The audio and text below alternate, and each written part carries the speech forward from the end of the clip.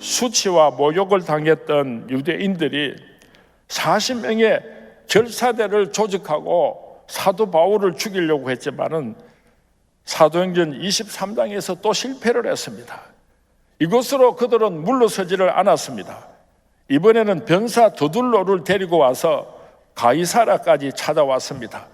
벨렉스 총독 앞에서 바울을 고소하는데 아주 말 잘하는 말쟁이 더둘로를 데리고 와서 사도 바울을 잡으려고 했습니다. 벨렉스는 이 모든 이야기들을 다 듣고 나서 누가 옳은지 누가 거짓인지를 분별할 수가 있었습니다. 그의 마음속으로. 그러나 재판을 연기하고 책임을 회피했습니다.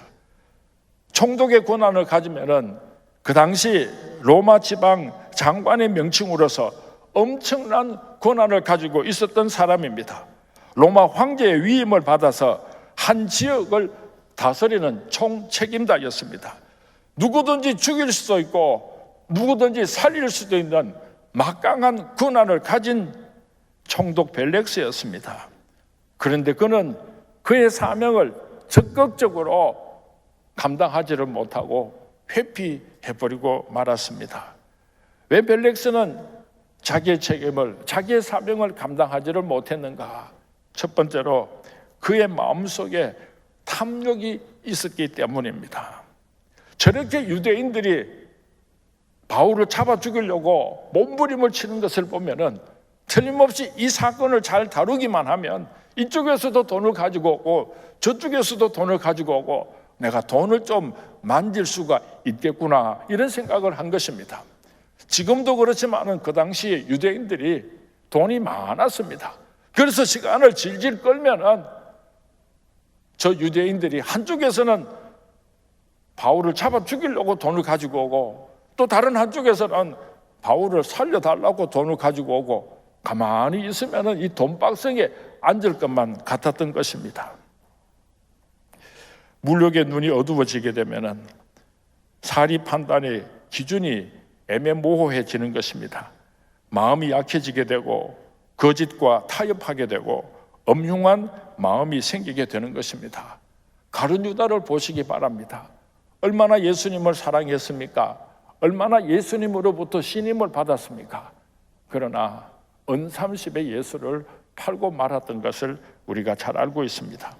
모세의 처남 호밥은 광야 지리에 익숙한 사람으로서 이스라엘 백성들이 출애굽에서 광야를 지나갈 때에 그 광야의 지리를 누구보다 잘 알고 있으니까 이스라엘 백성들을 광야를 지나도록 하는데 얼마나 소중한 길잡이로 쓰임 받을 수가 있었겠습니까? 그래서 모세가 하루는 그 처남 호밥에게 우리들의 길잡이가 되어달라고 안내를 좀 맡아달라고 부탁을 하게 됩니다. 민수기서 10장 29절에서 30절 말씀 제가 읽어드리도록 하겠습니다. 모세가 모세의 장인 미디안 사람 르우엘의 아들 호밥에게 이르되 여호와께서 주마하신 곳으로 우리가 행진하나니 우리와 동행하자. 그리하면 선대하리라. 여호와께서 이스라엘에게 복을 내리리라 하셨느니라. 호밥이 그에게 이르되 나는 가지 아니하고 내 고향 내 친척에게로 가리라. 이 호밥이 이스라엘 백성들이 광야를 지날 때에 그 광야를 안내하기에 얼마나 적합한 사람이었습니까? 처남으로부터 그렇게 간절한 부탁을 받았지만은 내 고향 내 집으로 가야 하리라. 세상을 택하고 향락을 택하고 떠나가고 말았습니다. 무력 때문에 하나님께서 주신 사명을 거절하는 어리석은 사람이 이 자리에는 아무도 없기를 부탁드리겠습니다. 두 번째로 왜 벨렉스가 실패를 하였는가 하면은 세상 사람들의 인기에 귀를 기울였기 때문에 하나님께서 주신 이 소중한 사명을 감당할 수가 없었던 것입니다. 바나바는 놓아주고 예수를 십자가에 못 박으라. 사람들의 인기에 눈이 어두워서 본디오 빌라도는 죄 없는 예수님을 십자가에 못 박아 죽이라고 내어 주버림으로 말미암아 오늘도 이 세상의 모든 그리스도인들에게 저주받는 대명사가 되고 만 것을 우리가 잘 알고 있습니다. 본디오 빌라도가 아침에 집을 나설 때 아내가 부탁했습니다. 여보, 예수님 그분은 좋은 분이에요. 절대로 그분을 돌아가시게 해서는 안 돼요. 부탁드려요. 살아가는 아내로부터 여러 번 간청을 들었습니다. 예수님과 대화를 나누는 동안에 그 예수님의 깊은 인격에 감동을 받고 참 이분이 훌륭하신 분이구나, 이분에게는 아무런 죄가 없구나 하는 것을 본디오 빌라도는 잘 알고 있었음에도 불구하고 저 군중들에게 인기를 얻고 싶어서 죄 없는 예수를 십자가에 내어주고 말았던 것입니다. 베드로와 요한은 하나님 앞에서 너희 말을 듣는 것이 하나님 말씀 듣는 것보다 옳은가 판단하라, 사도행전 4장 19절에서 외치고 있습니다. 중심을 보시는 하나님을 없이 여기고 사람의 판단에 귀를 기울이게 된다면 오늘 우리도 실패하게 될 것입니다. 오늘 사도 바울은 핍박자들을 향하여서 담대하게 말합니다. 내가 하나님을 두려워하라, 사람을 두려워하라. 생각해보라. 내가 하나님을 두려워하랴, 사람을 두려워하랴. 생각해보라. 오늘날도 사람들에게 인기를 얻으려고 잘못된 길을 가는 어리석은 사람들이 참 많습니다. 소득 주도 성장이라고 하는 말은요, 쉽게 말하면은 가난하고 어려운 사람들에게 임금을 높여줘가지고 힘들고 어려운 사람들을 잘 살게 해서 이 나라를 부강한 나라로 만들어 보겠다고 하는 그런 정치적인 계산입니다. 그런데 이런 생각은요, 사회주의적인 생각은, 공산주의적인 생각에서 기인해 온 것입니다. 가난하고 어려운 사람들이 얼마나 많습니까? 그 사람들에게 최저 임금을 높여주면은 그 사람들에게 표를 얻을 수 있고 그 사람들에게 인기를 얻을 수 있는지는 모르지만은 조금만 더 생각해 보시기 바랍니다. 그러면은요, 대기업을 운영하는 사람들은 그 자기 직원들이 뭐 월급을 5천만 원도 받고 1억도 받으니까 최저 임금하고 아무런 상관이 없지만은 중소기업을 경영하는 사람들은 그 임금비가 높아지면 감당하기가 어렵습니다. 조그마한 사업을 하는 구멍가게를 하는 사람들은 알바 뭐 몇 사람 써가지고 그렇게 억지로 생계를 유지해 나가는데 그 최저 임금을 다 높여주게 되면은요, 중산층에 있는 사람들은 사업을 경영할 수가 없으니까 다 무너지는 거예요. 다 무너지는 거예요. 알바 자리가 옛날에는 그렇게 많았는데 이제는 2사람 쓰던 거, 3사람 쓰던 거를 1사람으로 줄이고 주인들이 자기들이 하고, 그러니까 직장 일할 자리가 또 더 없어졌네. 가난하고 어려운 사람들을 사랑하고 섬기는 것도 좋지만은 인기를 얻기 위해서, 표를 얻기 위해서 그런 정책을 사용했다면 이 나라는 망조드는 나라가 되고 말 것입니다. 우리가 이 세상에 살아가는 동안에 사람들에게 인기를 얻으려고 하나님의 영광을 가리고 하나님을 두려워하지 않는 그런 경우가 얼마나 많은지 한번 생각해 보았으면 좋겠습니다. 3번째로는 이러지도 저러지도 못하는 우유부단한 성격 때문이었습니다.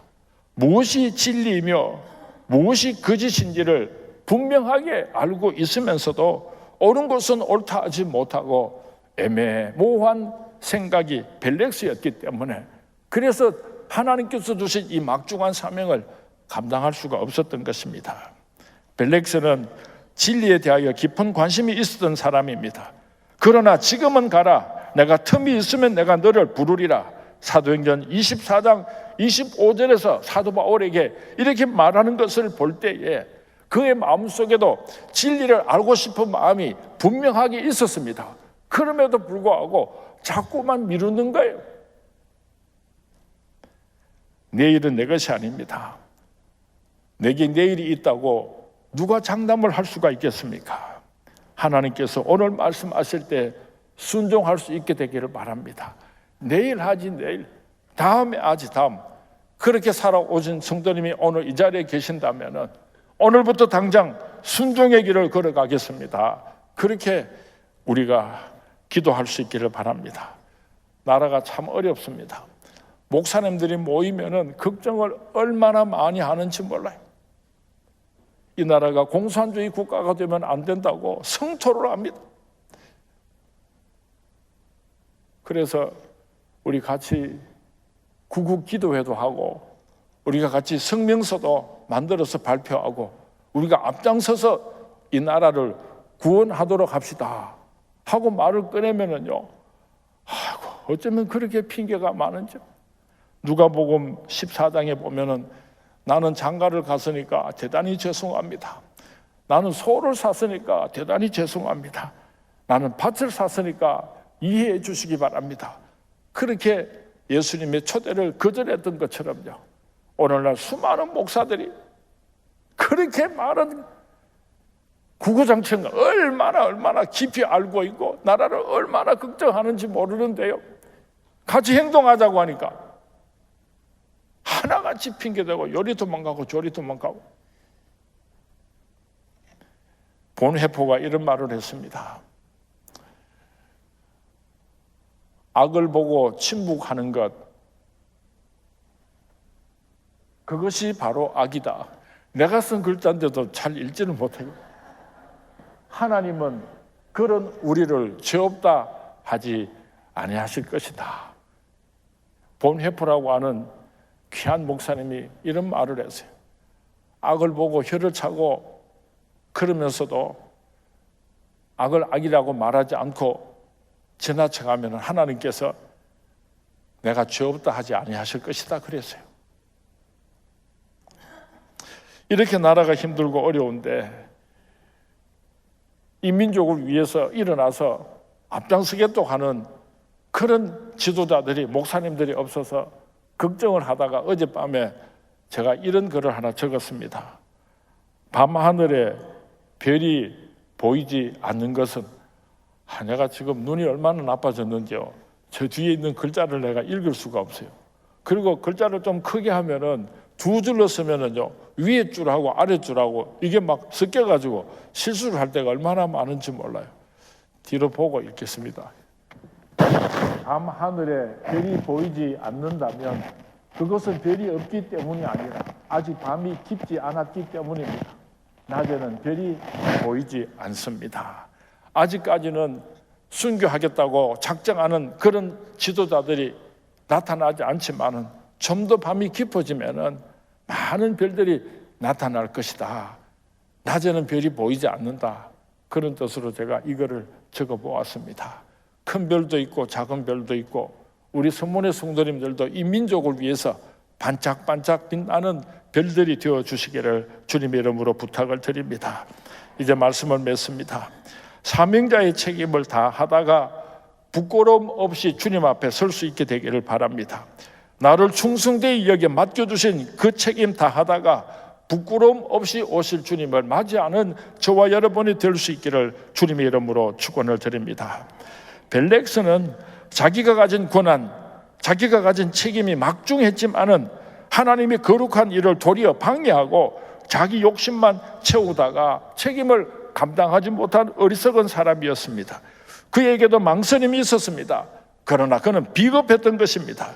그에게 고넬료와 같은 가이사라 교회의 기둥이 될 수 있는 기회가 찾아왔음에도 불구하고 어리석게도 생명의 길 대신에 사망의 길을 택했습니다. 영생의 길을 대신해서 절망의 길을 선택하고 말았던 것입니다. 전도서 3장 1절에서 8절 말씀에 보면은 천하의 모든 일들에 다 범사가 있다고 했습니다. 우리 1절부터 8절까지 봉독합니다. 시작. 범사에 기한이 있고 천하 만사가 다 때가 있나니 날 때가 있고 죽을 때가 있으며 심을 때가 있고 심은 것을 뽑을 때가 있으며 죽일 때가 있고 치료할 때가 있으며 헐 때가 있고 세울 때가 있으며 울 때가 있고 웃을 때가 있으며 슬플할 때가 있고 춤출 때가 있으며 돌을 던져버릴 때가 있고 돌을 거둘 때가 있으며 안을 때가 있고 않는 일을 멀리할 때가 있으며 찾을 때가 있고 잃을 때가 있으며 지킬 때가 있고 버릴 때가 있으며 찢을 때가 있고 꿰맬 때가 있으며 잠잠할 때가 있고 말할 때가 있으며 사랑할 때가 있고 미워할 때가 있으며 전쟁할 때가 있고 평화할 때가 있느니라. 우리에게 주신 기회에 시간이 있을 때 여러분의 물질을 잘 사용할 수 있게 되기를 바랍니다.